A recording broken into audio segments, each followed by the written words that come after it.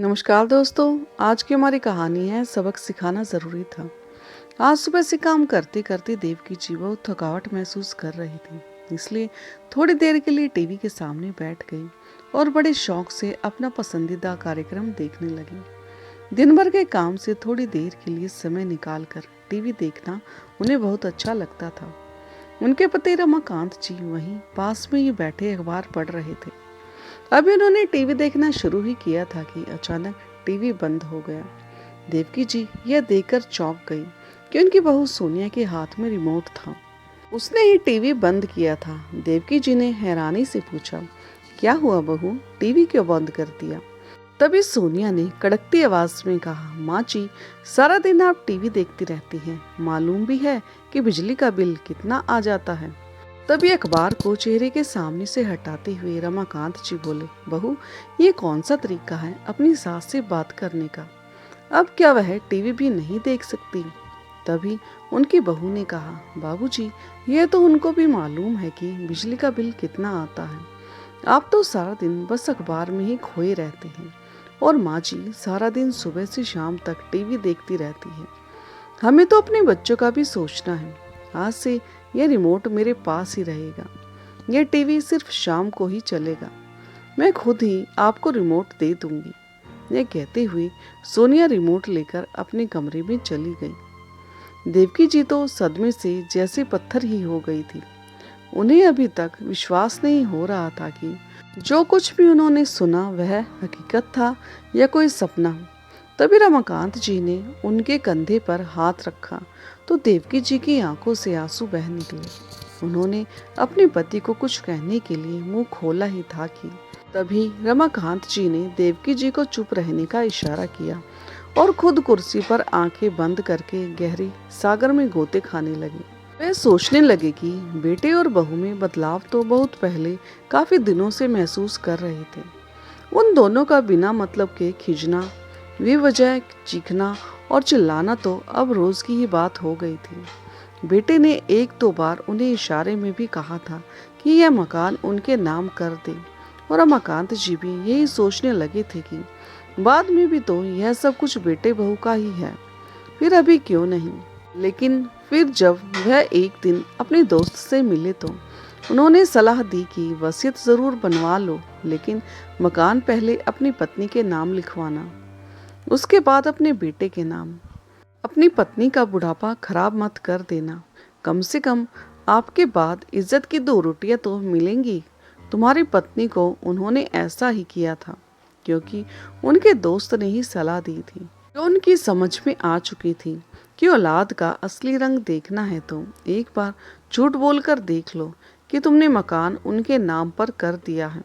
सच्चाई अपने आप सामने आ जाएगी, लेकिन इतनी जल्दी नकाब उतर जाएगा ये उन्होंने कभी सोचा ही नहीं था। रमाकांत जी थोड़ी देर यूं ही सोच में डूबे रहे। फिर उन्होंने देवकी जी की तरफ देखा, जो आंखें खोले छत की तरफ लगातार देखे जा रही थी। वे अपनी पत्नी से बोले, देवकी, जिस दिन से हमारा बेटा हमारी जिंदगी में आया है उस दिन से लेकर आज तक अपनी इच्छाओं को दरकिनार करते हुए हमने केवल उसी के बारे में सोचा और आज भी इस उम्र में भी तुम घर का सारा काम करती हो और बहू को बाहर घूमने और आराम फरमाने से फुर्सत नहीं है। रिटायर होने के बाद भी मैं अपनी पेंशन घर खर्च के लिए दे देता हूँ, लेकिन इन सब बातों का हमें क्या सिला मिला? बहू तो आए दिन बदतमीजियों पर उतर आई है और हमारा बेटा है कि जो जोरू का गुलाम बना हुआ है। बस बहुत हुआ देवकी, अब मुझे लगता है कि हमें अपने लिए भी जीना चाहिए। फिर देवकी जी बोली, क्या मतलब? देवकी, बहुत समय से मेरी कहीं घूमने जाने की इच्छा है। फिर देवकी जी बोली, अजी, दिल तो मेरा भी बहुत करता है, पर यह सोचकर चुप रह जाती हूँ कि कहीं बेटा बहू गुस्सा ना हो जाए। जब बिना किसी कारण के बहू हमें आए दिन बातें सुनाती रहती है तो फिर इस बात पर तो बवाल ही मचा देगी। देवकी जी थोड़ा हड़बड़ाते हुए बोली। फिर रमाकांत जी बोले, देवकी, मालूम है तुम्हें, बचपन में जब भी मैं हवाई जहाज को आसमान में उड़ता हुआ देखता था तो मेरा उसमें बैठने का बहुत दिल करता था, लेकिन कभी बैठ ही नहीं पाया क्योंकि माता पिता के पास तो इतने पैसे थे ही नहीं। जैसे तैसे घर का खर्च चलता था। बड़ी मुश्किल से उन्होंने मुझे पढ़ाया लिखाया, तब जाकर मुझे सरकारी नौकरी मिली थी। और जब समीर पैदा हुआ उसके बाद तो हमने अपनी सारी मेहनत की कमाई अपने बेटे पर ही खर्च कर दी। उसकी हर एक इच्छा पूरी की, क्योंकि मेरा बचपन तो अभाव में ही बीता था और मैं नहीं चाहता था कि मेरा बेटा भी मेरी तरह मन मार कर अपनी जिंदगी जिए। सारी कमाई तो हमने अपने बेटे पर खर्च कर दी और उसे अच्छा खाने को दिया, अच्छा पहनने को दिया। उसकी पढ़ाई में जितना भी खर्च आना था सबका इंतजाम हमने पहले ही कर रखा था, यह सोचकर कि कहीं ऐसा ना हो वह पैसों की कमी के कारण आगे ना बढ़ पाए। इसलिए हमेशा अपने खर्चे घटाकर हमने अपने बेटे के लिए बचत की थी। जितने भी पैसे उसने मांगे थे हमने उसे दे दिए। एक तनख्वाह में बेटे की पढ़ाई लिखाई, घर के खर्च और अपने बूढ़े माता पिता की देखभाल, यह सब कुछ कितनी कुशलता से हम लोगों ने मैनेज किया था, यह तो हम लोग ही जानते हैं। लेकिन बेटे ने तो आज सब कुछ नकार दिया। सोचा था कि बुढ़ापे में सारी जिम्मेदारियों से मुक्त होकर आराम से रहेंगे, लेकिन यहाँ तो बुढ़ापे में ही हमारे बेटे बहू ने अब हमारे ऊपर इतनी बंदिश लगा दी है। इतना तो हम उस समय भी नहीं बंधे हुए थे जब हमारे कंधों पर जिम्मेदारियां थी, और आज जब जिम्मेदारियों से मुक्त होने का समय आया तो बहू ने सारे दिन के लिए तुम्हें रसोई के काम काज में व्यस्त कर दिया और मेरी सारी पेंशन पैसे लेकर आज बेटा बहू हमें ही आंखें दिखा रहे हैं। तभी देवकी जी उदास होकर बोली, हम लोग कर ही क्या सकते हैं, यह तो सब अब हमारी किस्मत है और हमें ऐसे ही रहना होगा पूरी जिंदगी। नहीं देवकी, मैं ऐसा नहीं होने दूंगा। मैंने जो सोचा है मैं वह करके ही रहूंगा। तभी देवकी जी ने आशा भरी निगाहों से अपने पति की ओर देखा और कहने लगी, तो क्या सोचा है आपने? फिर रमाकांत जी बोले, बस कल का इंतजार करो और देखो मैं क्या करता हूँ। फिर अगले ही दिन रमाकांत जी वैष्णो देवी जाने के लिए अपनी और अपनी पत्नी की टिकट कराकर ले आए। वह टिकट बस या ट्रेन का नहीं था, बल्कि हवाई जहाज की थी। उन्हें हर महीने 25,000 की पेंशन मिलती थी, जिसमें से उन्होंने 12,000 की टिकट करवाई और बाकी के पैसे 13,000 अपने पास खर्च करने के लिए रख लिए। उन्होंने अपनी पत्नी को आकर टिकट दिखाई। देवकी जी घबरा गई और हड़बड़ाते हुए रमाकांत जी से पूछने लगी, क्या आपने पेंशन के पैसों को खर्च कर दिया? अरे ये क्या किया आपने? अब बहू क्या कहेगी? अरे देवकी, तुम चिंता मत करो, हम अपने बेटे बहू पर निर्भर नहीं हैं। मेरे पास खुद की पेंशन आती है। कुछ दिन यूं ही बीत गए। फिर एक दिन उनकी बहू सोनिया गुस्से में पैर पटकती हुई उनके पास आई और बोली, माँ जी, आखिर आप लोगों का क्या चल रहा है? उनकी यह बात सुनकर देवकी जी हैरान रह गई और पूछा, क्यों, क्या हो गया बहू? हमने ऐसा क्या कर दिया है जो तुम इस तरह से बोल रही हो? अच्छा, बोल तो ऐसे रही हो जैसे कुछ मालूम ही नहीं। इस बार बाबूजी ने अपनी पेंशन के पैसे नहीं दिए। महीने की 10 तारीख होने को आई है। आप आज ही उन्हें कहिए कि पेंशन के पैसे निकाल कर मुझे दे दे। दरअसल बहू, वह बात यह है कि इस बार तुम्हारे बाबूजी और मैंने एक साथ बाहर घूमने जाने का प्रोग्राम बनाया है और उनकी पेंशन से हमें घूमने के लिए टिकट करवा ली है, इसलिए इस बार तो पेंशन के पैसे तुम्हें नहीं दे पाएंगे। देवकी जी ने सकुचाते हुए कहा। तो तभी उनकी बहू बोली, क्या आप दोनों घूमने जा रही हैं? शर्म नहीं आती इस उम्र में घूमते हुए? चुपचाप घर में ही बैठे रहिए, घर में कितना काम होता है। आने दीजिए आपके बेटे को, उन्हें भी बताऊंगी कि कितना फालतू का खर्च करते हैं उनके माता पिता, और हम दोनों से पूछे बिना आपने बाहर घूमने जाने का सोचा भी कैसे? बहू सोनिया की बात सुनते ही देवकी जी समझ गई कि आज उनके बेटे के आने के बाद घर में अच्छा खासा हंगामा होने वाला है, क्योंकि हमेशा से ही घर में यही होता आया है कि पेंशन का सारा पैसा उनके बेटा बहू उनसे ले लेते हैं और अपने हिसाब से खर्च करते हैं। यहाँ तक कि जब एक बार रमाकांत जी ने पेंशन के पैसे में से 1200 रुपए की साड़ी लाकर दी, तो पेंशन में से 1200 रुपए कम देखकर उनकी बहू रमाकांत जी पर चिल्लाते हुए बोली, इसमें से 1200 रुपए का आपने क्या किया बाबूजी? कहाँ खर्च करके आए हैं। जब रमाकांत जी ने कहा कि मैंने तुम्हारी सास के लिए उनकी मनपसंद की साड़ी खरीदी है, क्योंकि बहुत दिनों से देवकी जी ने साड़ी नहीं खरीदी थी। जब भी मैं उनके लिए साड़ी खरीदने लगता था तो वह कहती थी कि मेरे पास बहुत सी साड़ियाँ हैं, लेकिन जब पहनने की बारी आती थी तो एक भी अच्छी साड़ी नहीं दिखती थी। इसलिए सोचा कि उनके लिए एक साड़ी खरीद लो। यह सब सुनते ही सोनिया की चिड़िया चढ़ गई। उसी समय सोनिया बोली, क्या साड़ी खरीदने में 1200 रुपए खर्च कर दिए? इस उम्र में आप लोग एनिवर्सरी गिफ्ट दे रहे हैं एक दूसरे को। जरा सोचिए, घर में छोटे बड़े कितने खर्च होते हैं। बिजली, पानी, राशन, सबका बिल हमें देना पड़ता है, लेकिन आप लोगों को भी क्या पता कि शहर में रहना कितना मुश्किल होता है। पूरी जिंदगी तो गांव में रहे हैं। इस वाक्य को याद करते करते देवकी जी मन ही मन घबरा जाती है कि जब बहू ने 1200 रुपए के पीछे इतना हंगामा खड़ा कर दिया था तो अब पेंशन के सारे पैसे ही टिकट पर खर्च हो गए हैं। शाम को जैसे ही देवकी जी का बेटा समीर घर लौटा तो सोनिया ने उसे सब कुछ बता दिया। समीर उसी समय आग बबूला होते हुए अपने कमरे से बाहर आया और गुस्से से चिल्लाने लगा, इस महीने की 10 तारीख हो गई है और आपने अभी तक पेंशन के पैसे नहीं दिए, और तो और बिना हमसे पूछे सारे पैसे खर्च कर दिए।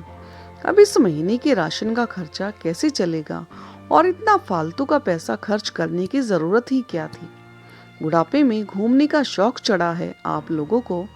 अरे आराम से घर पर नहीं रह सकते? ज्यादा ही घूमने का मन था तो पास के मंदिर में घूम आते। मैं आप लोगों से कह देता हूँ, अगर आपने पेंशन के पैसे नहीं दिए तो। इतनी बात सुनते ही रमाकांत जी का चेहरा गुस्से से लाल हो गया और रोबदार आवाज में जोर से बोले, तो क्या बेटा, बस बहुत हो चुका। तुम्हें बस हमारा घूमना ही दिखाई देता है, अपने फालतू के खर्चे नजर नहीं आते। बहू आए दिन नए नए कपड़े खरीद लेती है, पार्टी करनी जाती है। तुम लोग हर रविवार को बाहर खाना खाकर आते हो, उसका क्या? और तो और हमारा टीवी देखना भी तुम लोगों को गवारा नहीं। तुम्हारी पत्नी ने हमारे टीवी देखने का समय तक भी निर्धारित कर दिया है। बूढ़े हो गए तो क्या हुआ, मर तो नहीं गए हम लोग। हमारा भी दिल करता है अपनी इच्छा से कुछ करने का, कहीं जाने का, अच्छा खाना खाने का। हमारे कहीं जाने से तुम्हारे खर्च बढ़ जाएंगे, लेकिन तुम्हारे बाहर घूमने से, पिक्चर देखने से, बाहर का खाना खाने से खर्चे नहीं बढ़ते क्या? अपने ऊपर तो खूब खर्च करते हो, लेकिन माँ बाप ने जरा सा क्या खर्च कर लिया तो भड़क पड़े। भूल गए कि 2 महीने पहले ही तुम लोग विदेश घूमकर आए हो। तो क्या हवाई जहाज की टिकट मुफ्त में आती है? साल में 2 बार तुम बाहर घूमने जाते हो। क्या कभी हमने रोक टोक किया कि तुम कहाँ जा रही हो, कितना खर्च कर रहे हो? सारे सवाल हमसे ही क्यों पूछे जा रहे हैं? फिर आज हमें घूमने के लिए जरा सा पैसा हमने खर्च कर दिया तो तुम्हें तकलीफ हो रही है।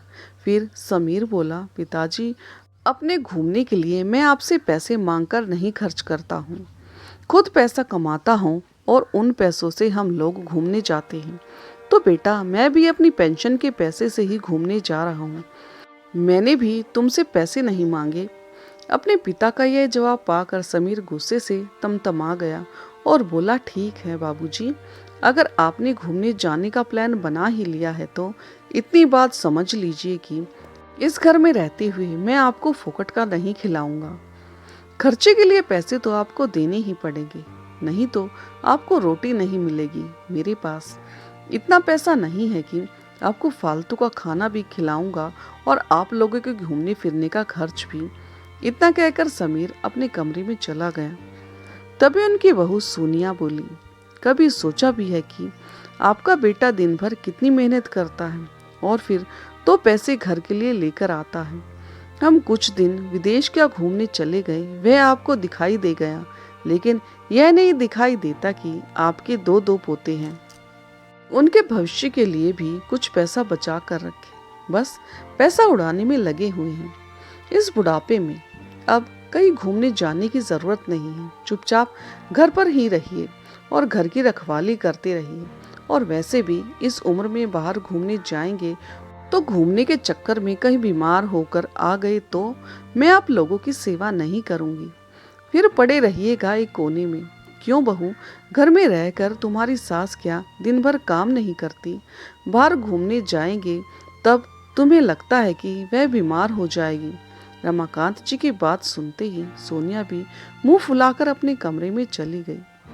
देवकी जी तो अपने बेटे बहू की बातें सुनकर हैरान खड़ी रह गई।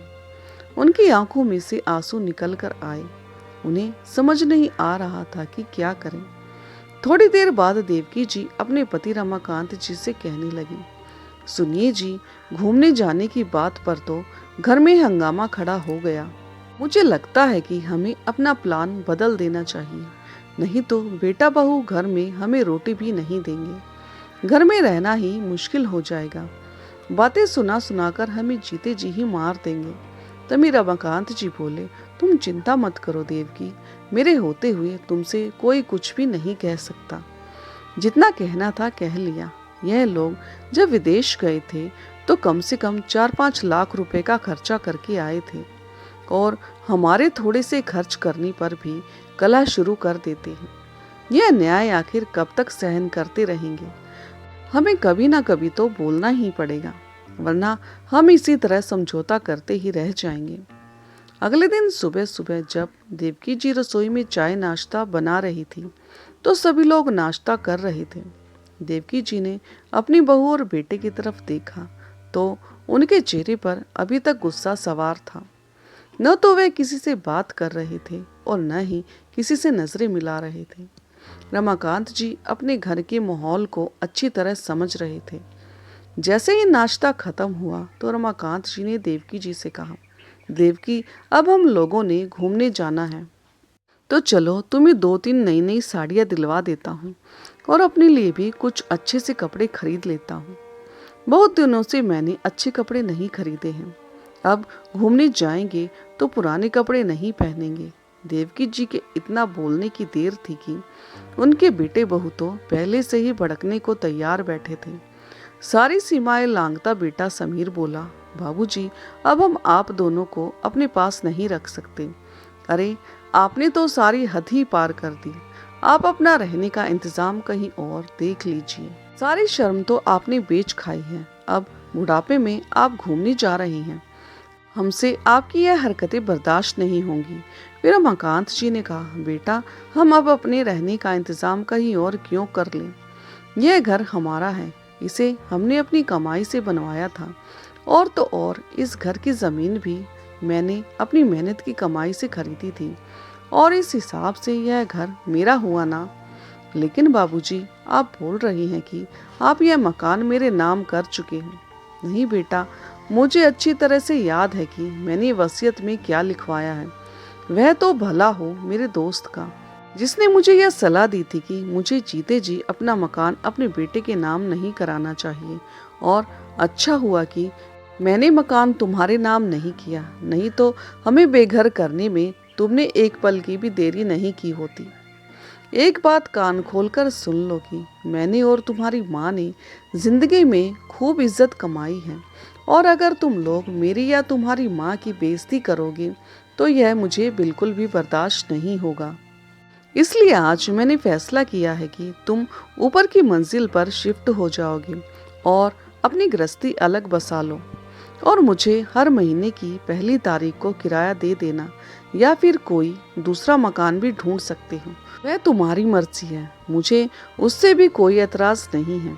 आज महीने की 20 तारीख है, तुम्हारे पास 1 महीने तक का समय है। सोचकर अपना जवाब दे देना, मैं उसी हिसाब से आगे के बारे में सोचूंगा। अब फैसला तुम्हारा है। तभी सोनिया बोली, अगर आप हमें इस घर से निकाल देंगे तो इतने बड़े घर का क्या करेंगे और इस बुढ़ापे में आप लोगों की देखरेख कौन करेगा?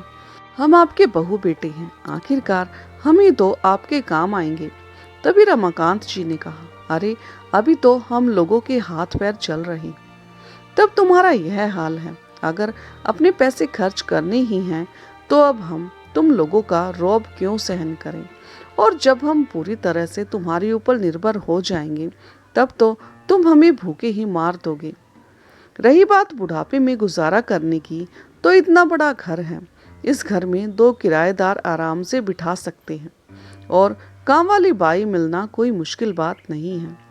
खाना पकाने और घर के बाकी के काम के लिए हम काम वाली बाई रख लेंगे।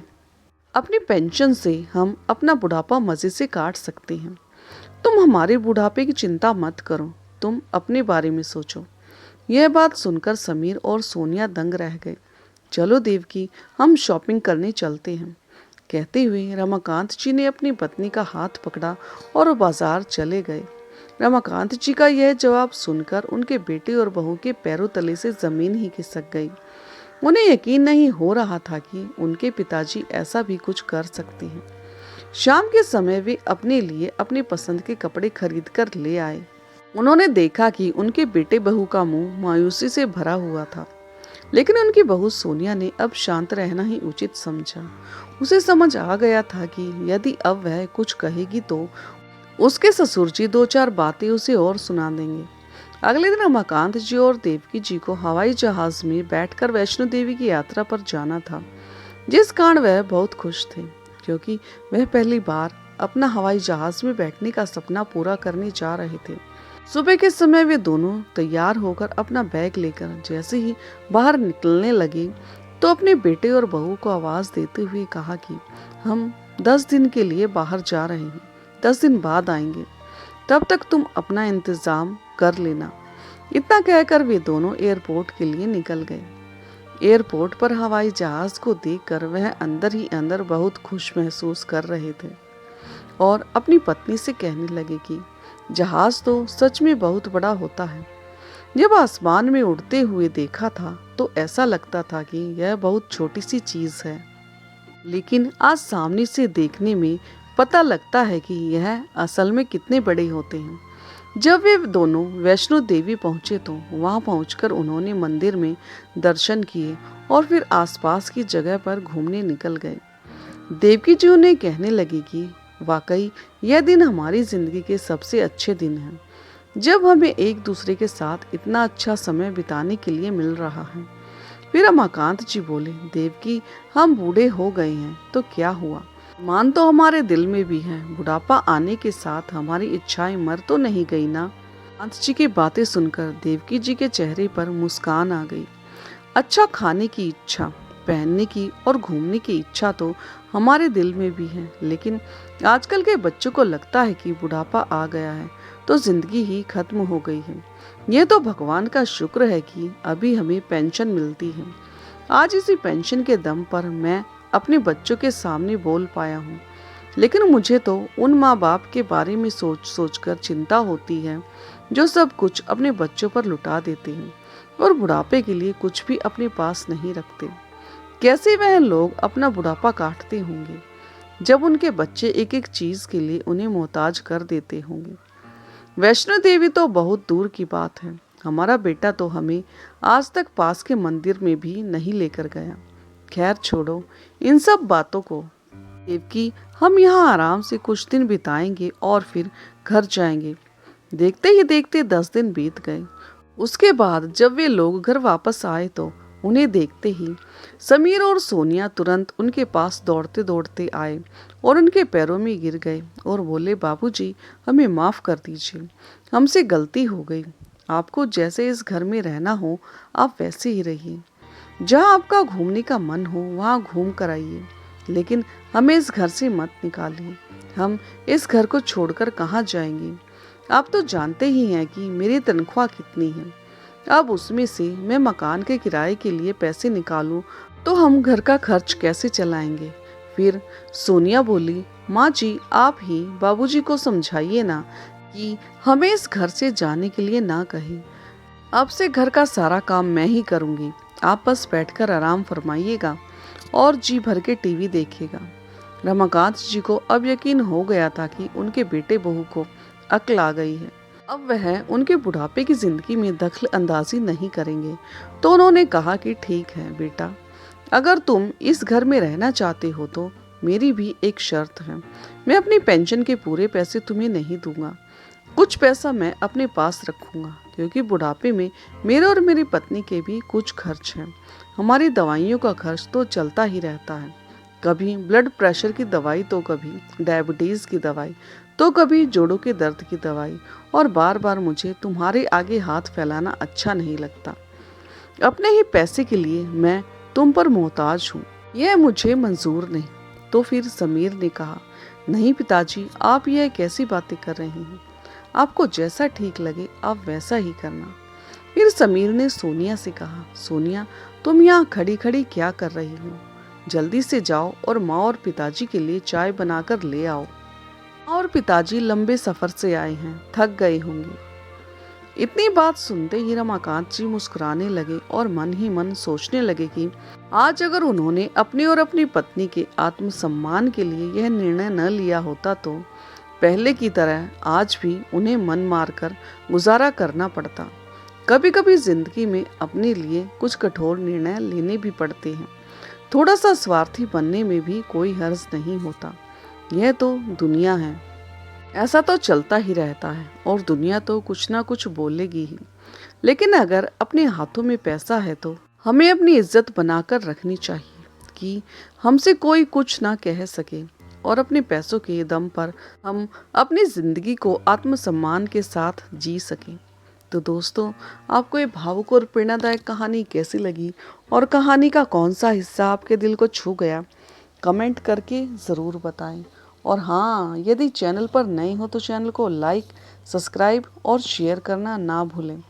तो मिलते हैं एक नई कहानी के साथ, तब तक के लिए धन्यवाद।